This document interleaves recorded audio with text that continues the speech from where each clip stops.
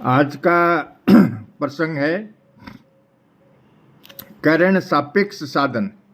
करण सापेक्ष मतलब हमारे जो हाथ पांव मुख ये जो इंद्रियां हैं इनके द्वारा हम पूजा पाठ करके उस साधन से परमात्मा की प्राप्ति के लिए जो साधन करते हैं वो करण सापेक्ष कहलाता है। चित्तवृत्ति की 5 अवस्थाएं हैं, मूढ़, क्षिप्त, विक्षिप्त, एकाग्र और निरुद्ध। इनमें मूढ़ और क्षिप्त वृत्ति वाला मनुष्य ध्यान योग का अधिकारी नहीं होता। जिसका चित्त कभी परमात्मा में लगता है कभी नहीं लगता, ऐसा विक्षिप्त वृत्ति वाला मनुष्य ही ध्यान योग का अधिकारी होता है। विक्षिप्त वृत्ति वाला साधक अपने चित्त को संसार से हटाकर परमात्मा में लगाने का अभ्यास करता है। जब उसका चित्त परमात्मा में लग जाता है तब ध्यान अवस्था होती है। ध्यानावस्था में ध्याता, ध्यान और ध्येय यह त्रिपुटी रहती है। ध्यान करते करते जब ध्याता और ध्यान नहीं रहते प्रत्युत एक ध्येय रह जाता है तब चित्तवृत्ति एकाग्र हो जाती है। चित्तवृत्ति एकाग्र होने पर संप्रज्ञात सविकल्प समाधि होती है। ध्येय में 3 बातें रहती हैं, ध्येय का नाम और नामी का संबंध।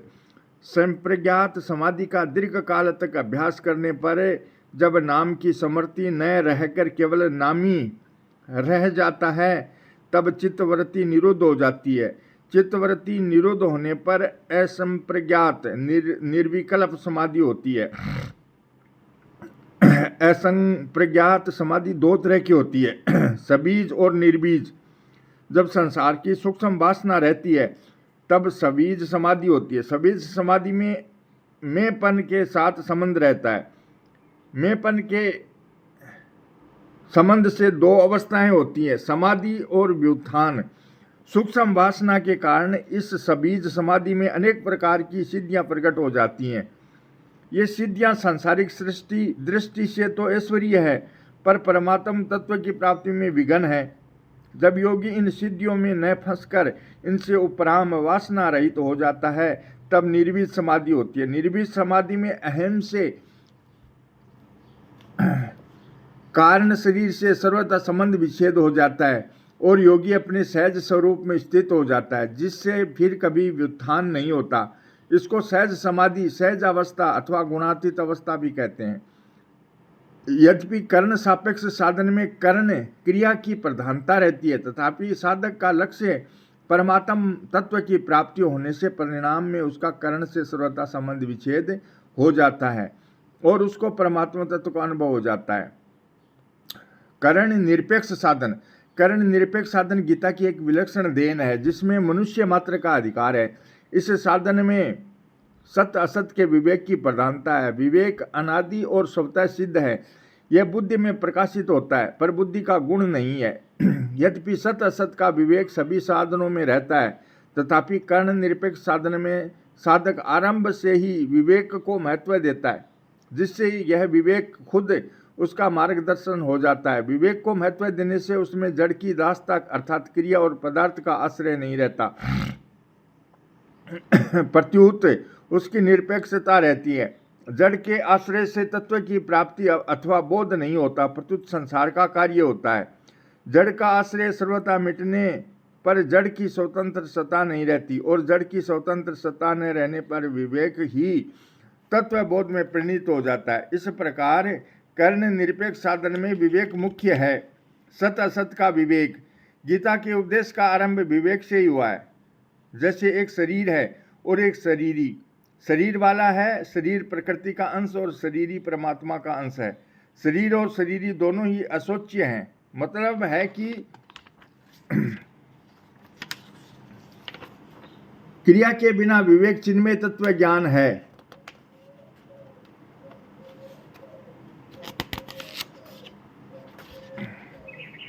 निर्बीज तात्पर्य है कि शरीर का कभी नाश नहीं होता अतः उसके लिए शोक करना नहीं बनता और शरीर का नाश निरंतर होता है अतः उसके लिए भी शोक करना नहीं बनता।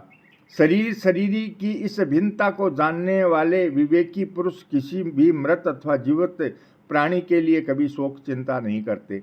उनकी नज़र नाशवान शरीर की तरफ न रहकर अविनाशी शरीरी की तरफ ही रहती है। वे देखते हैं कि शरीर पहले भी नहीं थे और बाद में भी नहीं रहेंगे, पर उसमें रहने वाला शरीर ही पहले भी था और बाद में भी रहेगा। अतः शरीरों के आने जाने का उस पर कोई असर नहीं पड़ता। कारण कि जैसे शरीर बालक से जवान और जवान से बुढ़ा हो जाता है, पर खुद ज्यों का त्यों रहता है। इसलिए हम कहते हैं कि जो मैं बचपन में था वही मैं आज हूँ। ऐसे ही एक शरीर से दूसरे शरीर की प्राप्ति होने पर भी स्वयं ज्यों का त्यों रहता है। मतलब है कि अवस्थाएं बदलती हैं, खुद नहीं बदलता। जैसे शरीर नाशवान और परिवर्तनशील है, ऐसे ही संपूर्ण सांसारिक पदार्थ नाशवान और परिवर्तनशील हैं। उन पदार्थों में हमारी अनुकूलता की भावना हो जाती है तो वे सुख देने वाले हो जाते हैं, और प्रतिकूलता की भावना हो जाती है तो वे दुख देने वाले हो जाते हैं।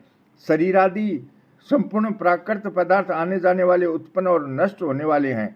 वे एक क्षण भी स्थिर नहीं रहते। जिस मनुष्य पर इन प्राकृत पदार्थों के आने जाने का थोड़ा बहुत भी असर नहीं पड़ता, वह परमात्मा तत्व को प्राप्त हो जाता है। नाशवान शरीरादि पदार्थ असत हैं और अविनाशी शरीरी सत है। असत की तो सत्ता नहीं है और सत का अभाव नहीं है। असत की जो सत्ता प्रतीक होती है वह भी वास्तव में सत की सत्ता से ही है। अतः सत्य और असत दोनों के तत्व को जानने वाले महापुरुष एक सत्य तत्व का ही अनुभव करते हैं, अर्थात उनकी नज़र में एक सत्य तत्व के सिवाय और किसी की भी स्वतंत्र सत्ता नहीं रहती। यह सत्य तत्व संपूर्ण संसार में व्याप्त है। संसार का नाश होने पर भी इस सत्य तत्व का कभी नाश नहीं होता, परंतु देखने और जानने में आने वाले जितने शरीर हैं वे सब के सब असत हैं। उनका प्रतिक्षण ही नाश हो रहा है। उनको नाशवान कहते हैं, क्योंकि नाश के सिवाय उनमें और कुछ है ही नहीं। जैसे शरीरों का विनाशीपना नित्य है, ऐसे ही उनमें रहने वाले शरीरी का अविनाशीपना नित्य है। यह शरीरी न किसी को मारता है और न किसी से मारा जाता है, अर्थात यह मरने मारने की क्रियाओं से सर्वथा अलग है। जो इसको मरने मारने वाला मानते हैं वे मनुष्य वास्तव में इसको जानते नहीं। कारण कि यह शरीरी जन्म मरण से रहित नित्य निरंतर रहने वाला शाश्वत और अनादि है। शरीर में तो 6 विकार होते हैं: उत्पन्न होना, सत्ता वाला दिखना, बदलना, बढ़ना, क्षीण होना और नष्ट होना। परंतु शरीर इन 6 विकारों से रहित है। अतः शरीर के मारे जाने पर भी यह मारा नहीं जाता। जो मनुष्य शरीरी को इस प्रकार 6 विकारों से रहित जान लेता है वह कैसे किसको मारे और कैसे किसको मरवाए। मतलब है कि शरीरी किसी भी क्रिया का न तो कर्ता करने वाला है और न कार्यता करवाने वाला है। मरना और जीना शरीरों का होता है, शरीरी का नहीं। जैसे पुराने कपड़े उतारने से मनुष्य मर नहीं जाता और दूसरे नए कपड़े पहनने से मनुष्य का जन्म नहीं हो जाता, ऐसे ही पुराने शरीरों को छोड़ने पर शरीरी मर नहीं जाता और नए शरीरी में जाने पर शरीर का जन्म नहीं हो जाता। शरीरों के बदलने पर भी शरीरी ज्यों का त्यों ही रहता है। इस शरीरी को शस्त्र काट नहीं सकते, अग्नि जला नहीं सकती, जल गिला नहीं कर सकता और वायु सुखा नहीं सकता। कारण कि यह शरीरी अच्छेद्य, अदाह, अक्लेद्य और अशोच्य है। मतलब है कि काटना, जलाना आदि क्रियाएं संसार में ही चलती हैं।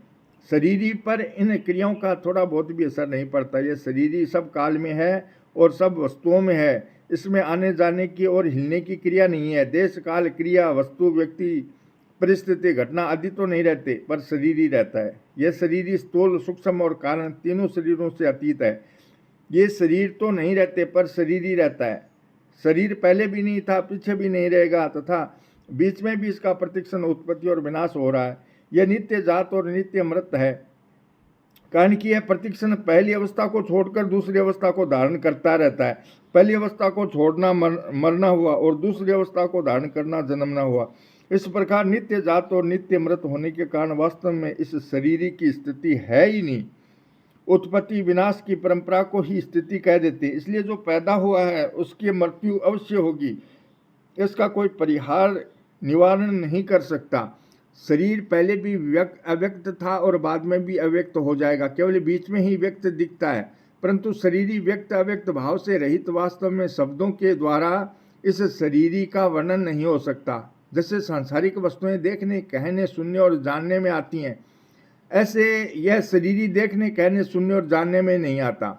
कारण कि यह इंद्रियां मन बुद्धि का विषय नहीं है। जानने, बोलने, सुनने आदि की शक्तियां संसार में ही काम करती हैं। शरीरी को तो स्वयं से ही जाना जा सकता है, क्योंकि यह करण निरपेक्ष तत्व है। इस प्रकार शरीरी के अविनाशीपन को जो जान लेता है उसमें शोक, चिंता, भय, उद्वेग आदि विकार नहीं होते। अगर उसमें ये विकार होते हैं तो वास्तव में उसने शरीरी को जाना नहीं है। मतलब है कि असत की सत्ता नहीं है और सत का अभाव नहीं है। इस बात को केवल सीखना नहीं है, प्रत्युत इसका अनुभव करना है। शोक केवल सीखने से नहीं मिटता, प्रत्युत अनुभव करने से मिटता है। अनुभव होने से शोक टिक सकता ही नहीं। इस प्रकार शरीर और शरीर के भेद को समझना और समझकर स्वीकार करना और अपने विवेक का आदर है। विवेक में सत्य और असत दोनों रहते हैं। विवेक का आदर करने से सत्य का आदर और असत का निरादर स्वतः हो जाता है। असत का निरादर होने से साधक असत से ऊंचा उठ जाता है और स्वतः प्राप्त असत तत्व को प्राप्त कर लेता है। सत्य अपना स्वरूप है और असत्य प्रकृति संसार का स्वरूप है। जब साधक अपने विवेक का आदर करता है, यानी विवेक को महत्व देता है, तब उसके साधन में सत्य स्वयं की प्रधानता होती है। और जब अपने विवेक का आदर नहीं करता, तब उसके साधन में असत्य इंद्रियां मन बुद्धि की प्रधानता होती है। श्री कृष्ण गोविंद हरे मुरारी, हे नाथ नारायण वासुदेवा। श्री कृष्ण गोविंद हरे मुरारी, हे नाथ नारायण वासुदेवा। श्री कृष्ण गोविंद हरे मुरारी, हे नाथ नारायण वासुदेवा। जय श्री कृष्णा।